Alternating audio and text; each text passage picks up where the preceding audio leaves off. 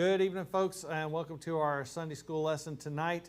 We are going to do something a little bit different today and look at some kind of contemporary subject for us as well. And it's unusual for us because of the way COVID's worked out, and everybody's kind of timid about talking and stuff like that with us being broadcasting live and that sort of thing. But please, if you got questions, I always think that the best way for me to learn is to ask questions and get responses and do like that. So if you got questions, please bring those up. And if you're online watching with us and you have a question, don't be afraid to put it in the comments. Somebody will be watching, and we'll try to get that. We got a little bit of feedback we're working on. So we'll get started on our this evening's Sunday school. So for most of us, February 20th was just another day. Anybody here have a birthday that happens to be on February 20th?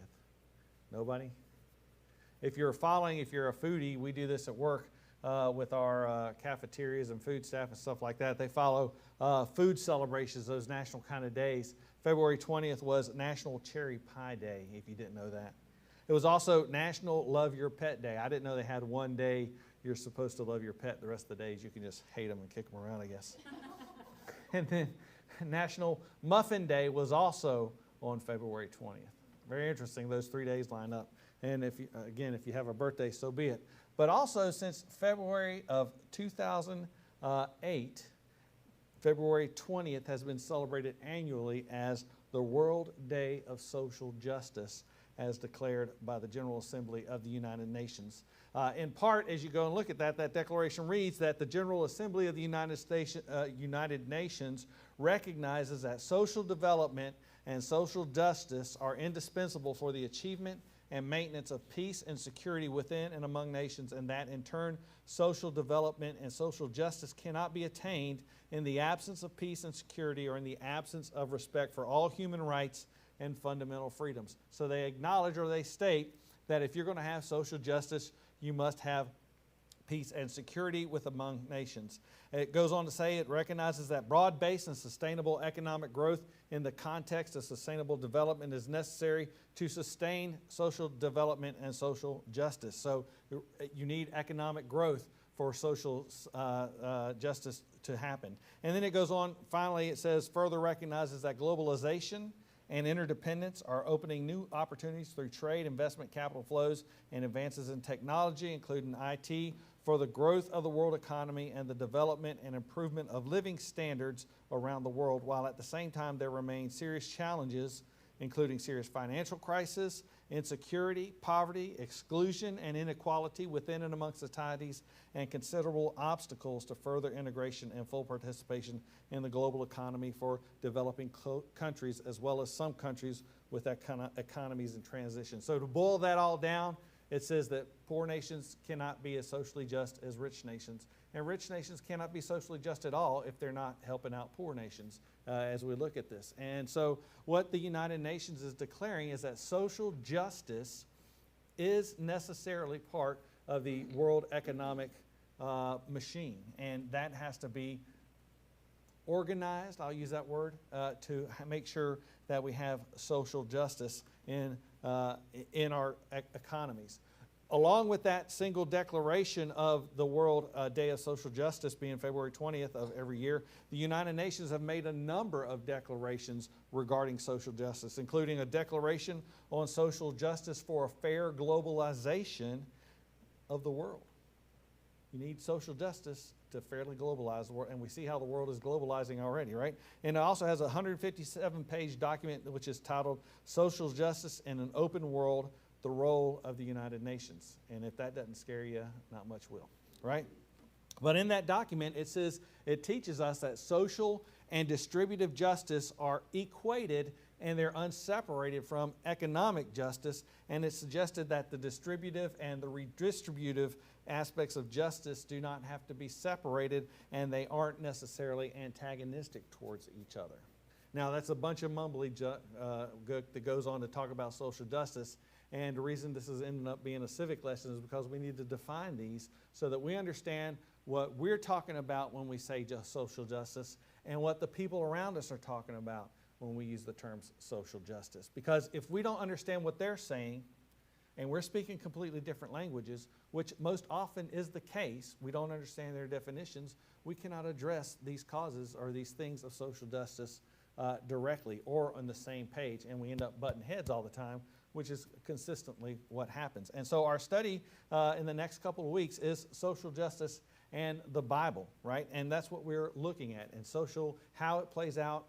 Can we actually call it social justice or whatever it is? So going to those terms, the first one I mentioned was distributive justice. Distributive justice, is that up there?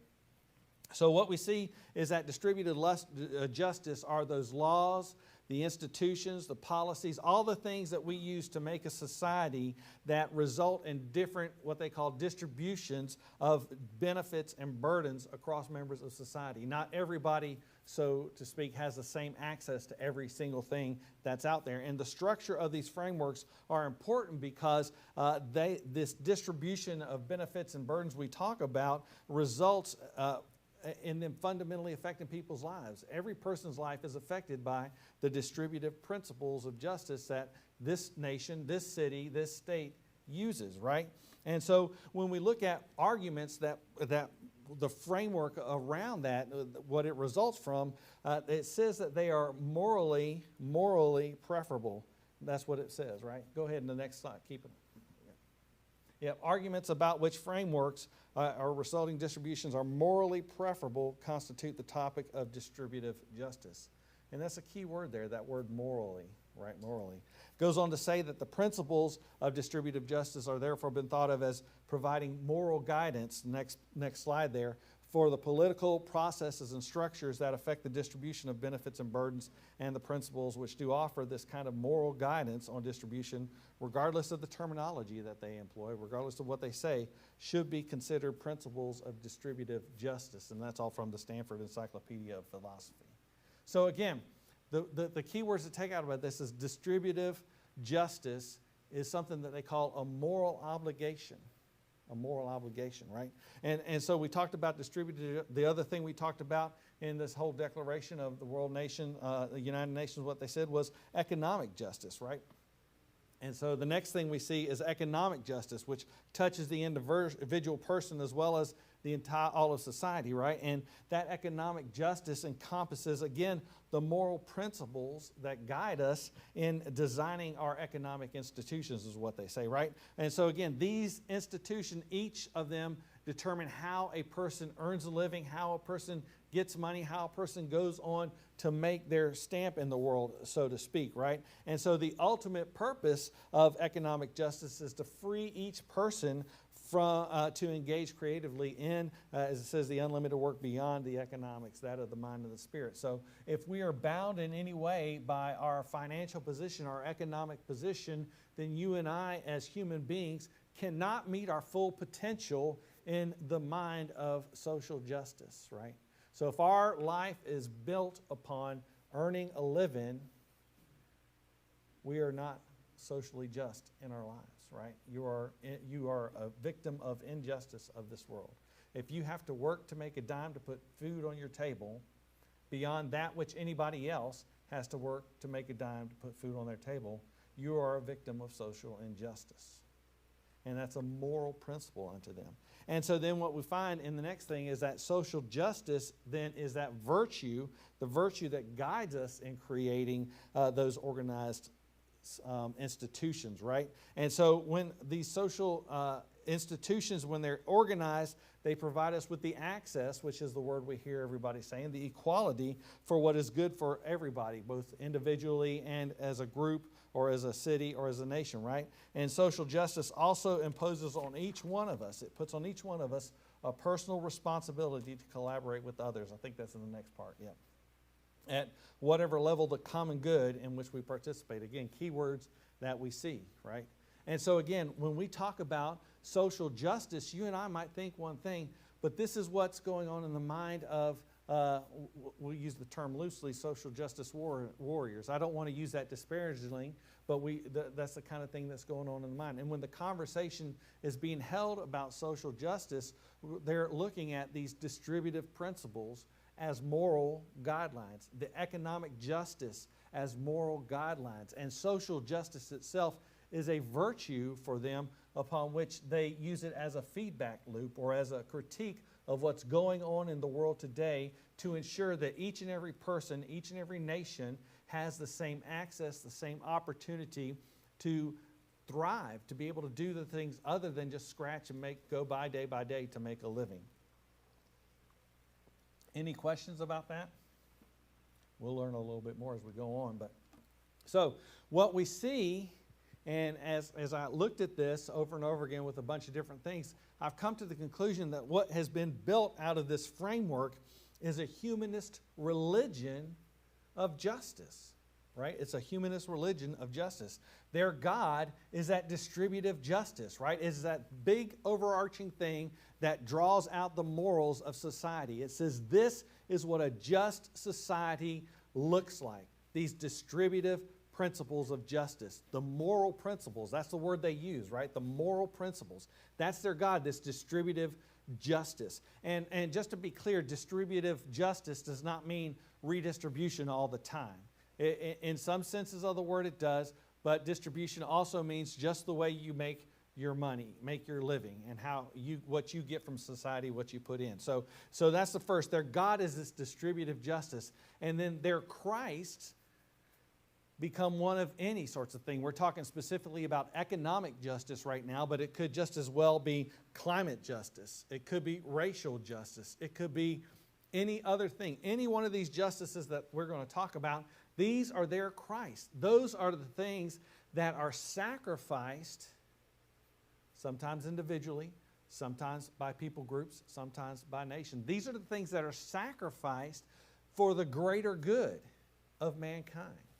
And that's their Christ. And then the social justice itself, that virtue, becomes a kind of Holy Spirit which corrects those injustices, that leads them away from the direction they're going and puts them in a direction that leads them in the right way. And so social justice, again, this whole principle becomes some sort of religion to them. It's a fervor within them. And that's why when we're confused about the fervor these people hold, it's because we don't understand what's going on in their mind.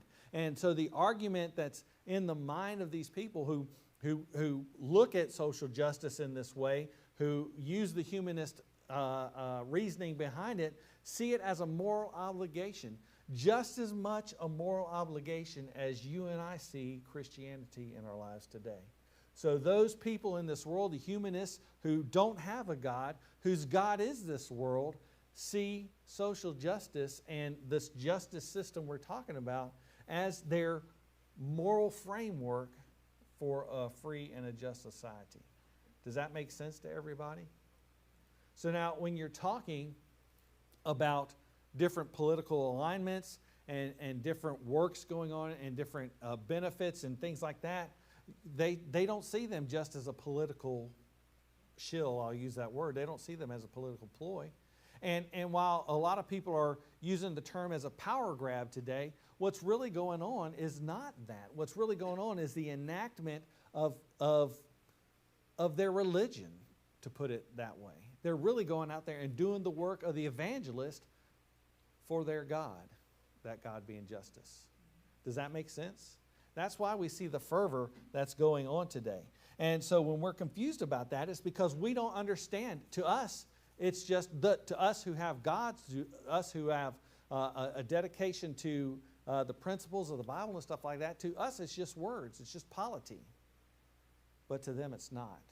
And so we need to be careful about that as we deal with people, right? And so what we're going to look at, as I've said already, is social justice and the Bible. What it means to us and how it is being applied into our lives as American today is a very real concern, right? And as we see that larger emphasis being played out on the world, its ideals are impacting us as a church immensely. Each and every day we're asked hard questions about social justice, right? And so the questions that we need to ask ourselves is, should social justice apply into the church? Does it? How can we be socially just? Or even can we be at all? Does social justice align with the Bible at all, right? Can we see it in action biblically? Is there even a biblical form of social justice? Those are questions we have to ask ourselves. And so while we may deride that term, we may not like it too much, we need to understand its origins, we need to understand its implications, and we need to understand how it's being played out in the world around us today so that you and I can react accordingly and do such in a biblical manner. Make sense? Any questions or comments before we move on? Again, please don't be afraid just because we're on the internet.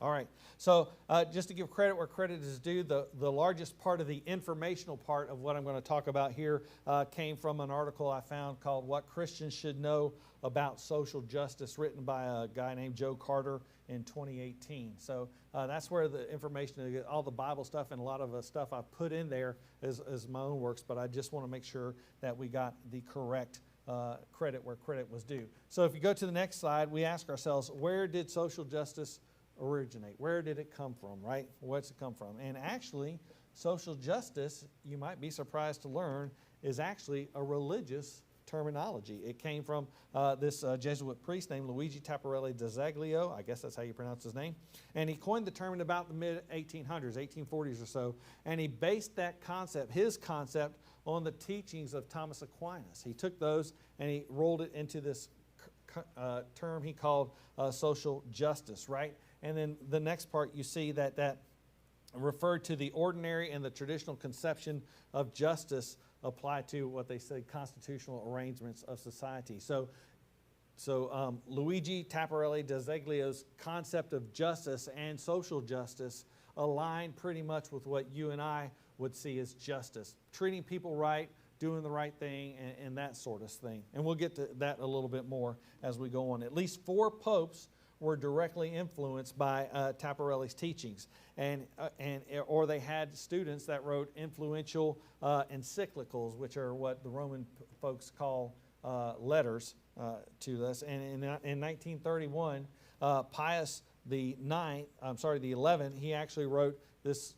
I'm not going to try to pronounce that one, but that encyclical, and that actually officially adopted social justice as part of the Catholic doctrine. In fact, according to the Compendium on Social Doctrine of the Church, a large part of the Church's social teachings is solicited and determined by social questions to which social justice is the proper answer.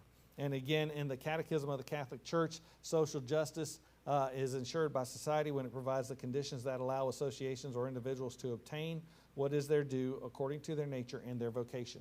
Social justice is linked to the common good and the exercise of authority. So again, we see some of these common words being played out in these definitions. The common good, right? Associations, individuals to obtain what is their due, having that sort of thing. Understand that. And so when we look at these teachings that Tapparelli went with, and even what the Catholic Church teaches, we are not far off, you and I, if we agree with social justice in that manner, and it's not that big of a difference. But in the 1970s, 1971, there was a liberal author named John Rawls. He wrote The Theory of Justice in 1971, and this is the key that brought about what we know today as liberal social justicism, or whatever you want to call it, right? And he wrote this, that our concern is solely with the basic structure of society and its major institutions, and therefore with the standard cases of social justice. And so John Rawls took these principles of Tapparelli, of the Catholic Church, and he applied them specifically to the economies of the world. And I can tell you that after looking at this for the past couple of weeks, that this one book and its principles that are written in there are the key to what we know today as social justice. So if you're really concerned and really want to know about it, if you took a couple of days and read his book, it might take you a month or so, and to read his book, then you would understand where today what we talk about social justice come in. And so we go on, ask ourselves the question, what is social justice? What is social justice? And we talk about words and how they mean and stuff like that. We think of social justice as one way, and we know what we've learned about justice and what the Bible teaches, and we'll get through that a little bit more. But we see that words have primary meanings, what they literally say, what they're defined as, but they also have an emotional association, right? The meaning gets changed as people feel certain ways about them. And, you know, the English language is fluid. We all know that, right? Most of us grew up at a time in our age when bad meant good, right? Oh, that was bad, right? And that was the connotation. That's not the definition, right? The definition is bad is bad. Bad is not good. But we walked around and we called things that were good bad. Oh, man, those things are bad. That was the emotional association with it, right? That's the difference between the denotation, the literal thing, and the connotation. And you go back one because I want to make sure we understand that. And so what happens here is, because of that fluidity in these natures, the terms actually change over time, and the emotional association of social justice, it overtook the primary meaning of it, right? And that's the next slide.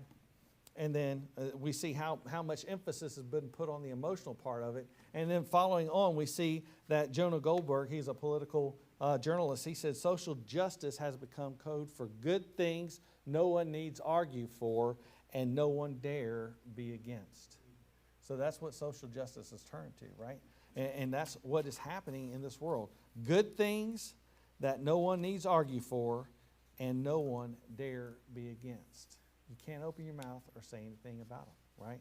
Think of the terms we hear often bandied about. Xenophobia, right? Homophobia, racism, misogyny, Islamophobia. Go on, pick any of those words, any of those terms that are bandied about. And while we don't argue that in their primary definition that they exist, there are racists in this world. There are misogynists in this world. There are people who are xenophobic in this world. That exists, right?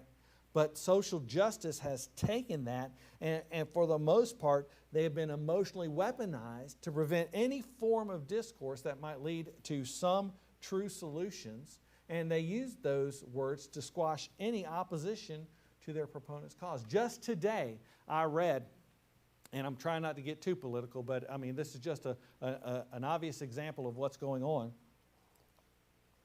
Pardon me, talking about getting rid of the filibuster in the Senate. And I read, word for word, where this senator said that we are going to make the filibuster, he said this, we're going to make the filibuster racist to put pressure on those people who don't want to get rid of it. They're going to make it racist. They're going to call it racist. And that's exactly what we're talking about, social justicism, right? That's the outcome of it.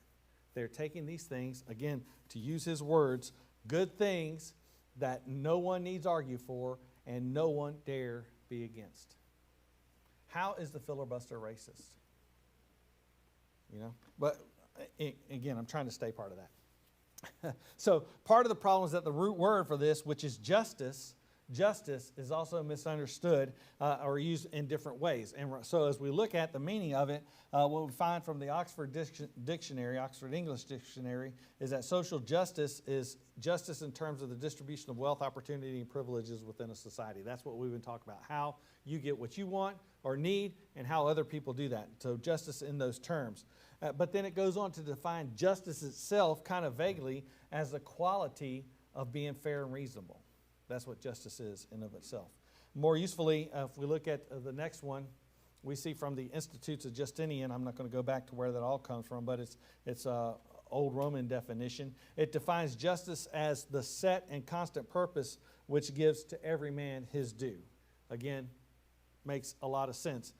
Goes on to say, the philosopher here, Michael Sandel, he said it's giving people what they deserve, where what they deserve depends on their virtue and depends on sorting out hard questions about the good life. So again, you get out of life what you put into it. That's social justice. That's not a bad definition of social justice. You get out of life, you get back from life, you get back from the economic or whatever society or system you're working in, that which you put into it. And that makes sense. From a Christian perspective, if we look at this guy here, what's his name?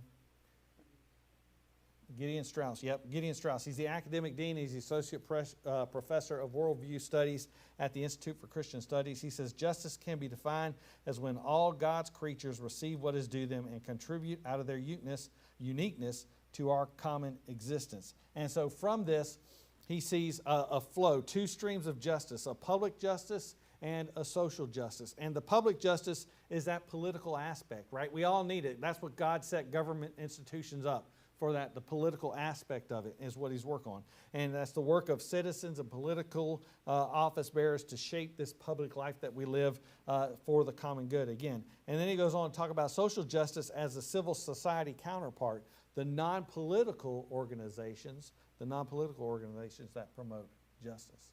That's the church. That's civic organizations and that sort of thing. And so these things don't run counter to what you and I at the root believe what social justice is or should be, right?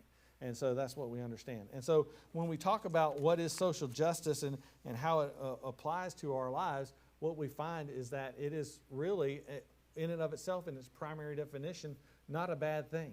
Not a bad thing to want to go out and do right and do good for everybody so that everybody is able to work and do that sort of thing. So the question we need to understand from that then is, what is biblical justice? The biblical concept of justice, right? If we're going to understand how social justice from the worldview, which we just talked about, applies to our lives, then we must understand what the Bible teaches about justice, what the Bible teaches about justice. And so what we find is, if we start looking in the Old Testament, primarily the concept of justice is captured in two Hebrew words, which are mishpat and tzedakah, which we'll talk about those here individually. And so the modern concept of justice, which we know about, is found in this word mishpat, and we find it in various forms in the Old Testament, over 200 times. It's most often translated as judgment. Most often translated as judgment. So when we think justice, the Bible translates that as as judgment. That's the way we see it. And its most basic meaning is that it means to treat people equity. It means acquitting or punishing every person on the merits of the case, regardless of race or social status. Anyone who does the same wrong should be given the same penalty.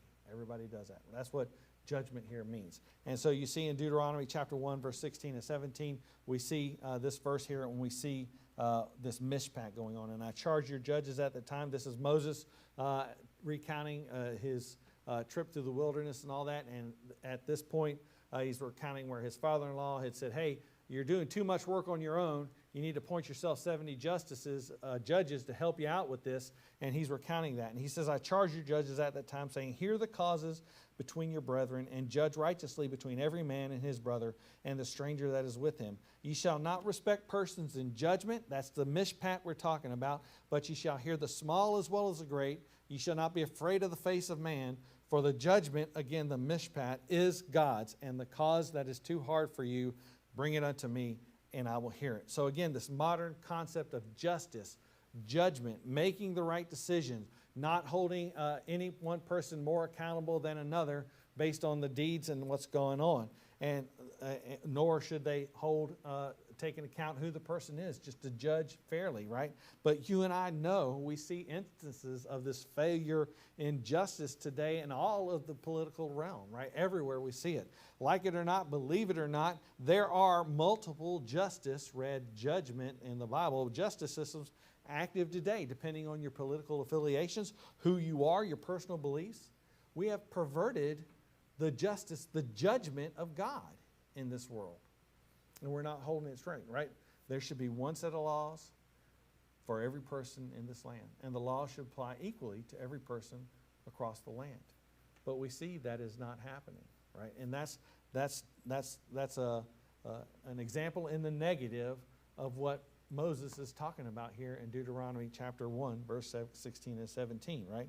And so not only is mishpat this definition, which means translated as judgment, to treat people equally, but it means giving people their rights, giving what them is due, right? In Deuteronomy 18, as we go on and look at that, it directs the priests that they should be supported out of the tabernacle. And this, verse 3 of 18, and this shall be the priest's due. That word due there is the same mishpat that we're talking about. Due from the people, from them that offer a sacrifice, whether it be ox or sheep, and they shall give unto the priest the shoulder and the two cheeks and the maw. Let me find where we're at.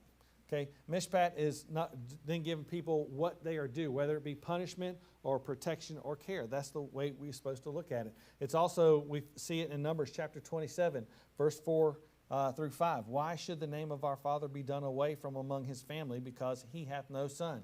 And this is the daughters of Zelophehad when they went to Moses, because their father died without any sons. And so they were going to lose their inheritance and their name throughout Israel, and they didn't want to see that happen. So they went to him and said, why should this happen? And then he goes on to say, go give unto us therefore a possession among the brethren of our father. And Moses brought their cause, there's that mishpat word we're talking about, before the Lord. He brought that before the Lord. Their cause, their due. And again, that's also talking about justice and judgment and that sort of thing. And so we understand that side of justice on the Hebrew side. Now, if we go on and look at further, there's another word which we mentioned, which is this tzedakah. And if we look at that, we find that it means, it's more often translated as being righteous. It can be translated as be as just, but like I said, it's more often translated as being righteous. We see the word righteous or righteously in the Old Testament, and we tend to assign the terms of morality to it, right? But that's not often the way it means. It also refers to a life of right relationships. And that's the next part we see, a life of right relationships. So when we live righteously, we're again treating everybody fairly. And like I said, we tend to think of the word when we see it in the Bible as morality, sexual chastity, diligence in prayer, Bible study, and those sorts of things. But if you look at it in its connotation as it's used frequently throughout the Bible, we find it referring to how we live day to day with each other, how we conduct our relationships, how everything is done in such a way that everybody reaps the same benefits. Let's use that term, right? And so we're conducted fairly. In fact, we've seen that word in use already back in Deuteronomy. We go and look at just verse 16 there of Deuteronomy. It says, and I charged your judges at that time, saying, here are the causes between your brethren, and judge righteously. That righteously is this tzedakah. Again, the fact that we have a good relationship, we do it correctly, and we do it according to what we've been taught. And so these two words together roughly correspond to what some have called a primary and a rectifying justice. And so the rectifying justice is the mishpat. It corrects the problems, the things that are going wrong, right? It fixes people who are broke. It fixes people who are not paid for or can't care for themselves. It fixes injustices when you break the law or you hurt somebody. That's what mishpat is, and it also provides. And then right next to that is the tzedakah, which is this primary justice, which again is this relational justice. If you think of the great commandment, thou shalt love the Lord thy God with all thy heart, with all thy soul, and all thy mind. This is the first and the great commandment. And the second is like unto it. Thou shalt love thy neighbor as thyself. That's the New Testament reflection of what this tzedakah, this primary justice, is in the Old Testament. Love our neighbors as ourselves. Love God first, love our neighbors as ourselves. And if we had that, if we exercised that, then we would find that we would not need the mishpat, the corrective type judgment, because we would be doing what the Lord would have us to do and taking care of one another, right? And so while we find that tzedakah is primarily about being in a right relationship with God, what ends up is a righteous life that is profoundly, without doubt, social.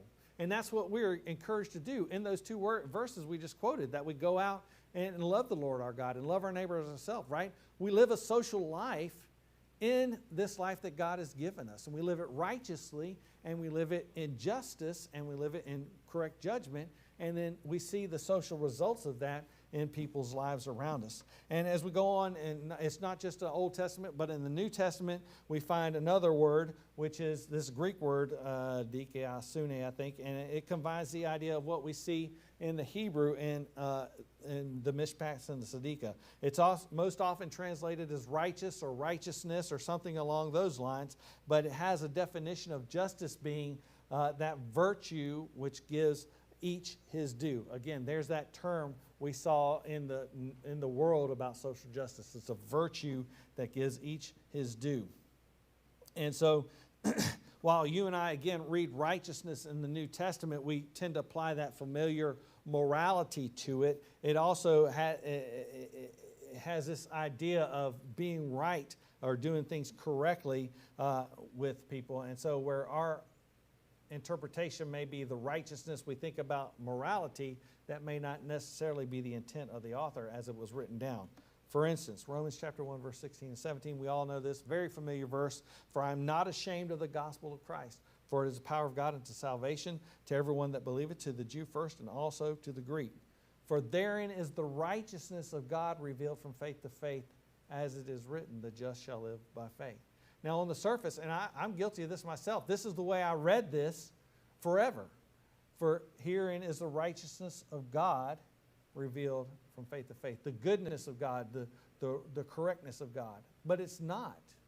Or let's say it's probably not, right? Because it could be the justice of God, right? The judgment of God. For therein is the righteousness, the judgment, the justice of God revealed from faith to faith. As it is written, the just shall live how? By faith. God judges us based on our faith. And He's done that throughout the Old Testament and the New Testament. And we did that study in depth in the book of Romans. And we see how God's judgment, His justice applied to us, is done through Christ His Son. And that was even foreshadowed in the Old Testament. And so where we may see this morality, it might be taken as this treatment, this justice of God's character. We see it a little bit more in depth. You'll have to flip here to James chapter 1. Longer passage. I didn't have room to put it on the slide here. So if you'll flip to James chapter 1 and verse 16. We'll see this in a couple of places here. It says, do not err, my beloved brethren. Verse 17, every good gift and every perfect gift is from above and cometh down from the Father of lights, with whom is no variableness, neither shadow of turning. Now you, and again, I was guilty of this as I started looking at this, but you and I may have looked at this and seen it as God, how He treats His people, right? How He treats you and I as Christians, those what we call His children, right? But I don't think that's the actual intent of this verse, right? I believe that James is referring to the goodness of God to all people, regardless of their state of salvation. Do not err, my beloved brethren. Every good gift and every perfect gift is above and cometh down from the Father of lights, with whom is no variableness, nor neither shadow of turning. He doesn't look one way on the lost than He does on the other. And I back that up with what Christ said in Matthew chapter 5, verse 43 through 45. He said, ye have heard that it hath been said, thou shalt love thy neighbor and hate thine enemy. But I say unto you, love your enemies, bless them that curse you, do good to them that hate you, and pray for them which despitefully use you and persecute you, that ye may be the children of your Father which is in heaven. Why? For He maketh His sun to rise on the evil and on the good, and He sendeth His rain on the just and on the unjust. And I think that's the principle that should be applied to James chapter 1, verse 17. Every good gift and every perfect gift is from above and cometh down from the Father of lights, with whom is no variableness, neither shadow of turning. And then go on down to verse 18. Pardon me.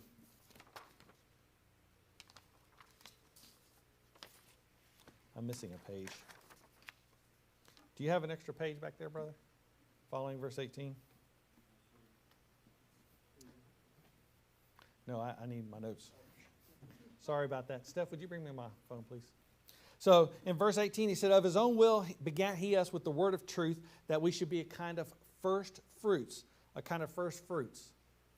Right? And that word first fruits means someone superior in excellence of other of the same class. So he's saying that we are to be the first fruits of His creatures, right? That we are to be better than other people. That was the purpose of His salvation.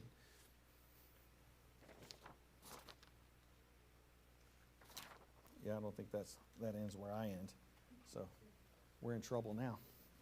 So the first fruits of His creatures. And go on in verse 19, he says, wherefore, my beloved, let every man be swift to hear, slow to speak, slow to wrath. What are we talking about here? How God deals, or how we are to deal with people, right? Pardon me while I get to where catch up on my notes over here. So how we are to treat people, right?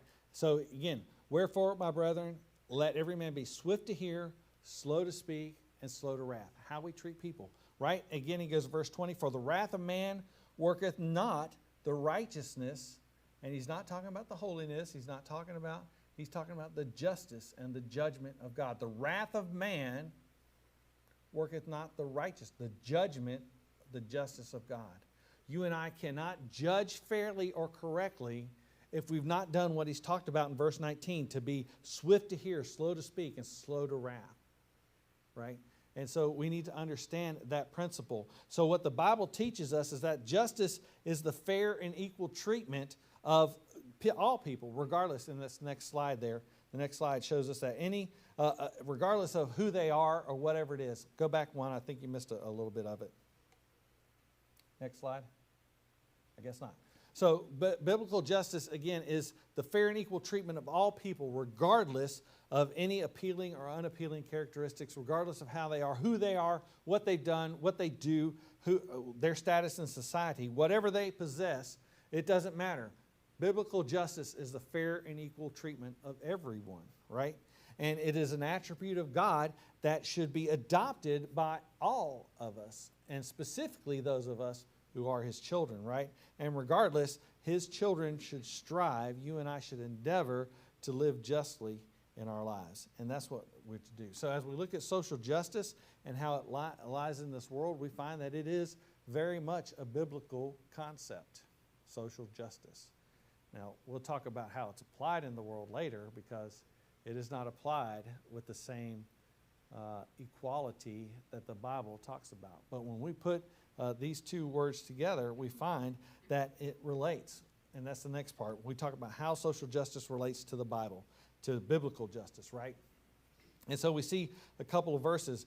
In the Old Testament, again, we talked about the mishpat and the tzedakah. What you find is that those two words are combined in the same verse about 40 times in the Old Testament. Here's just three of them, right? 2 Samuel 8:15. David reigned over all Israel, and David executed judgment, that mishpat, and justice, tzedakah, unto all his people. Psalm 89, verse 14. Justice and judgment are the habitation of thy throne. Mercy and truth shall go before thy face. Again, he says, to do justice, tzedakah, and judgment, mishpat, is more acceptable to the Lord than to do sacrifice. And so these two words put together form the framework of what we know as social justice. That's the best word that meets it, right? And if we look for an English expression that best conveys the meaning of the combination to those, it is social justice, which is the next part, right? And so it's not only a biblical concept, it is a subset of biblical justice, right? We understand that. It's what goes on.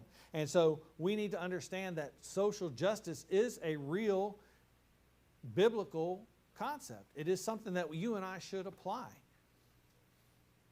Maybe not the way the world applies it, but it is something that we should understand and embrace, right? And so claiming that we only need biblical justice and not social justice, or that social justice is somehow separate from biblical justice, it's just semantics is all it is, right? Because these words are in our Bible.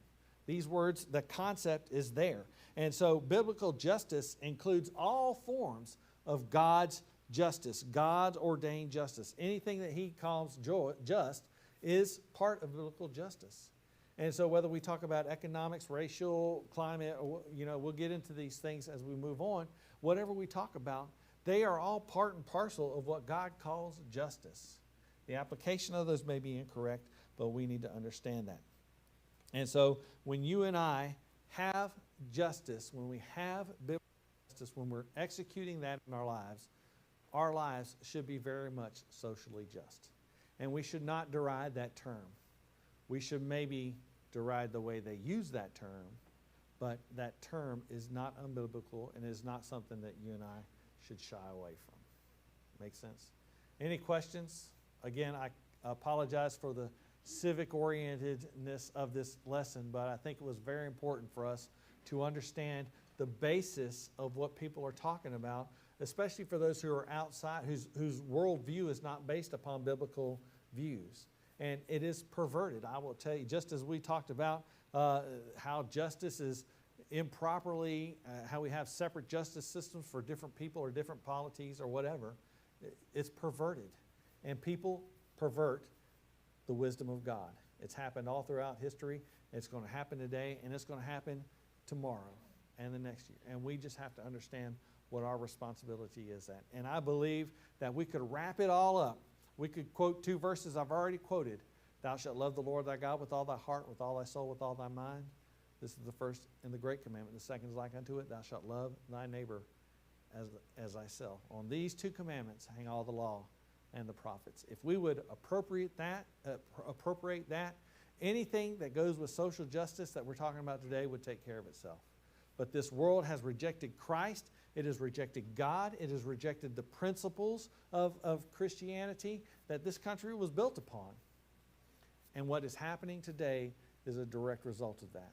And so as we talk about this, I would encourage you to be willing to share that perspective with your friends and your neighbors.